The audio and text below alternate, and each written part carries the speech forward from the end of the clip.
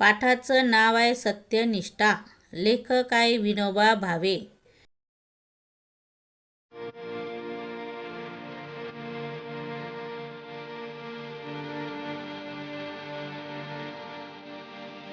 परिचय. विनायक नरहरी भावे, 1895 ते 1982. थोर गांधीवादी, आचार्य व भूदान चळवळीचे प्रवर्तक. धर्मनिष्ठा हे त्यांच्या जीवनाचे महत्त्वाचे व्रत. 1930 व 1932 साली सविनय कायदेभंगाच्या चळवळीत त्यांना तुरुंगवास पत्करावा लागला. 1940 सालच्या वैयक्तिक सत्याग्रहासाठी पहिले सत्याग्रही म्हणून गांधीजींनी त्यांची निवड केली. विनोबाजींनी 18 एप्रिल 1951 रोजी भूदान आंदोलनाची सुरुवात केली. भारत सरकारने भारतरत्न हा मरणोत्तर किताब देऊन त्यांना सन्मानित केले. विनोबाजीचे संस्कारमय जीवन म्हणजे एक प्रकारे मानवी जगण्याचा भारतीय जीवनादर्श मानला पाहिजे. महान देशभक्त, गोरगरिबांचे कैवारी, सत्य, अहिंसा व न्याय इत्यादी मूल्यांचे कटाक्षाने पालन करणारे असे त्यांच्या व्यक्तिमत्वाचे विविध पैलू आहेत. त्यांची एकूण ग्रंथसंपदा फार मोठी असून मधुकर, गीताई, गीताप्रवचन, सर्वोदय विचार, लोकनागरी लिपी, गांधी तत्त्वज्ञान, स्थितप्रज्ञदर्शन इत्यादी त्यांचे महत्त्वपूर्ण ग्रंथ आहेत. पाठ. परिचय.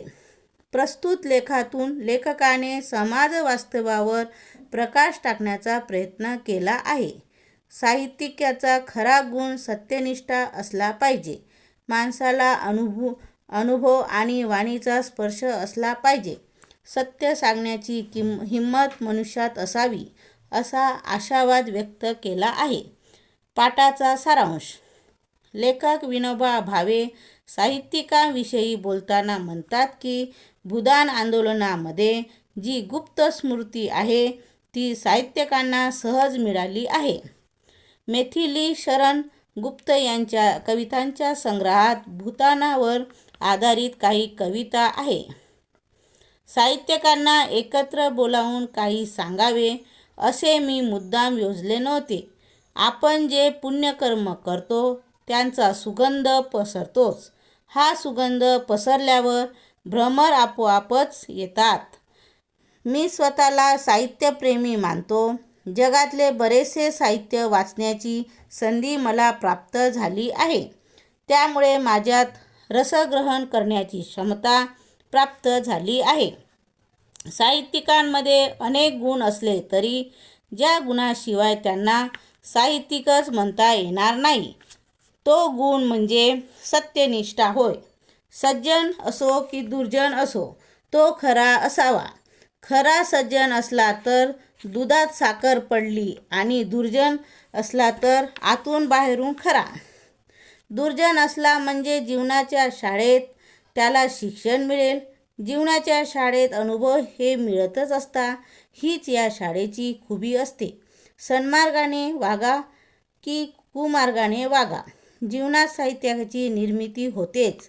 वाल्मिकी हा कविसम्राट आहे, यात शंकाच नाही. वाणी हे अंतर आणि बाह्य यांना जोडणारे साधन आहे. ज्यांची वाणी निस्तेज असते त्या वाणीचा समाजावर कोणताही प्रभाव पडत नाही. कालिदासाने विलाप लिहिला. जिचा पती किंवा मुलगा मरण पावला आहे ही स्त्री विलाप करते. तिला कोणी शिकवावे लागत नाही. जी अनुभवाची गोष्ट असते ते कृत्रिमता नसते. अमुक एका आईला कॉलेजात विलापाचे शिक्षण मिळाले नव्हते. मुलगा मेला तरी तिने क्लिलाप केला नाही. योग्यंतर प्रविष्ट मम वाचमिया प्रसुप्ताम हा दिव्य श्लोक त्यांच्या मुखातून निघाला. ही दिव्य वाणी होती. त्याला जे दृश्य दिसले त्याचा परिणाम झाला आणि त्या दृश्याच्या प्रभावाने ती वाणी त्यांच्या मुखातून निघाली. अनुभवातून ती वाणी प्रकट होत असते. मुत्सद्दी लोकांचे मनात एक बाहेर एक असते. ते जगाला फसवू शकले तरी असे लोक स्वतःला फसवू शकत नाही. आत एक बाहेर एक असा भेद करणारा मनुष्य पुस्तक कितीही लिहो, परंतु तो काव्य लिहू शकणार नाही. ज्या ठिकाणी अंतर्बाह्य एकच रस असतो त्या ठिकाणी काव्याची गोडी प्रकट होते.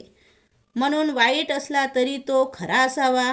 वाईट माणसे खरीखुरी वाईट नसतात, ते पुष्पळसे ढोंगच करतात.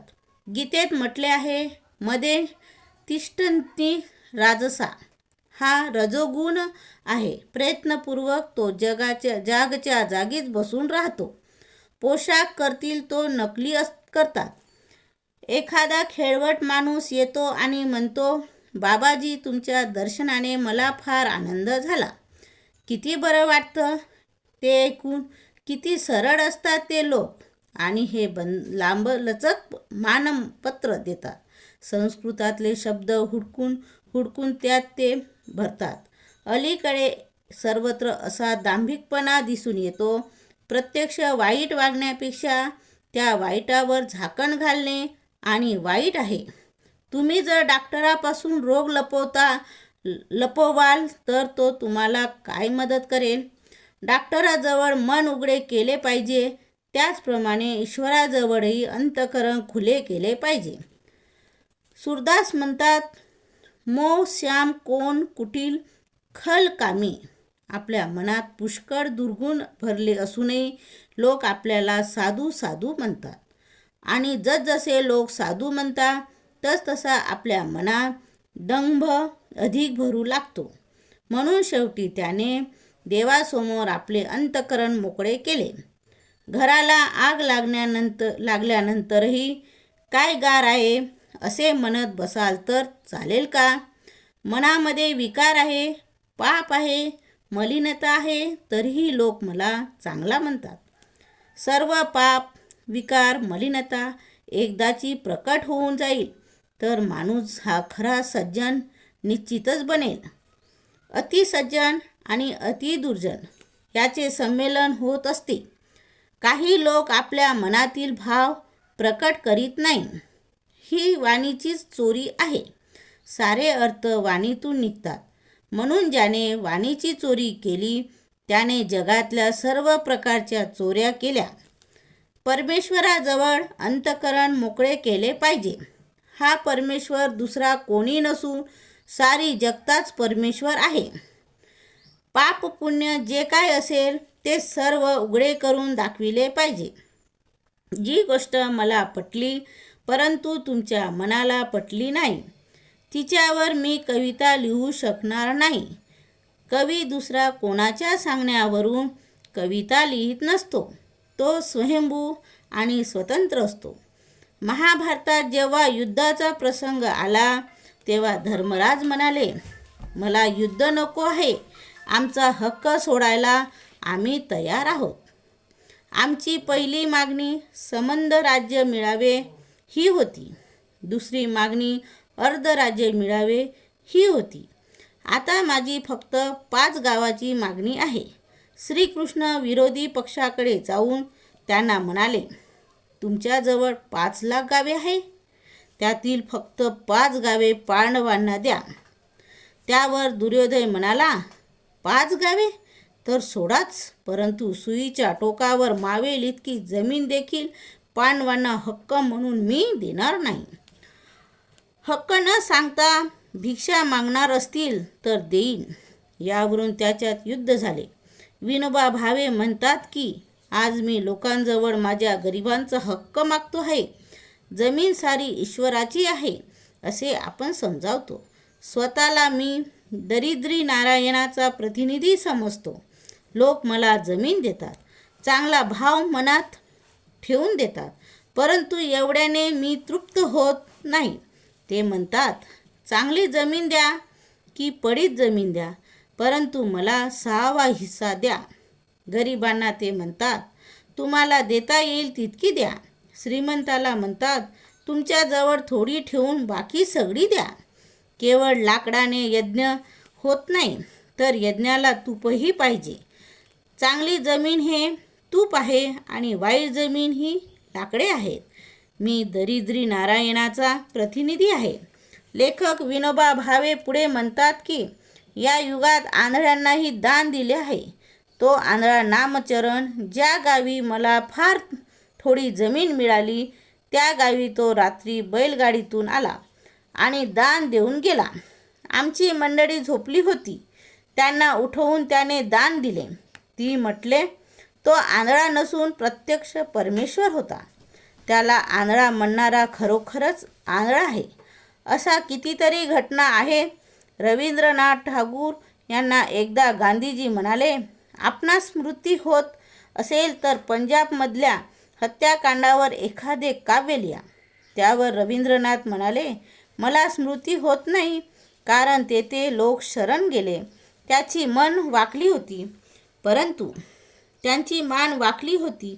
परंतु गांधीजींना या घटनेने स्मृती मिळाली. भूदानात काही लोक रद्दी जमिनीही देत आहेत. त्यांना एवढेच असते. त्यांना काय काव्य सुचणार? गंगेला पूर येतो तेव्हा घाण पाणी येते, तसेच स्वच्छ निर्मळ पाणी येते. त्याचप्रमाणे हे आहे. यात स्वच्छ निर्मळ पाणी देखील आहे. हे पाहून तुम्हाला स्मृती झाली तर तुम्ही पुष्कळ काम करू शकाल. जे न देखे रवी ते देखे कवी. कवी अशा प्रकारे क्रांतदर्शी असतो, म्हणजे पत्नीकडे पाहणारा असतो. ग्रहण लागले तेव्हा एक जण म्हणाला, ग्रहण चांगले म्हणजे काय झाले? सूर्य आणि पृथ्वी यांच्यामध्ये चंद्र आला. यात एवढी मोठी गोष्ट कोणती ते समजत नाही.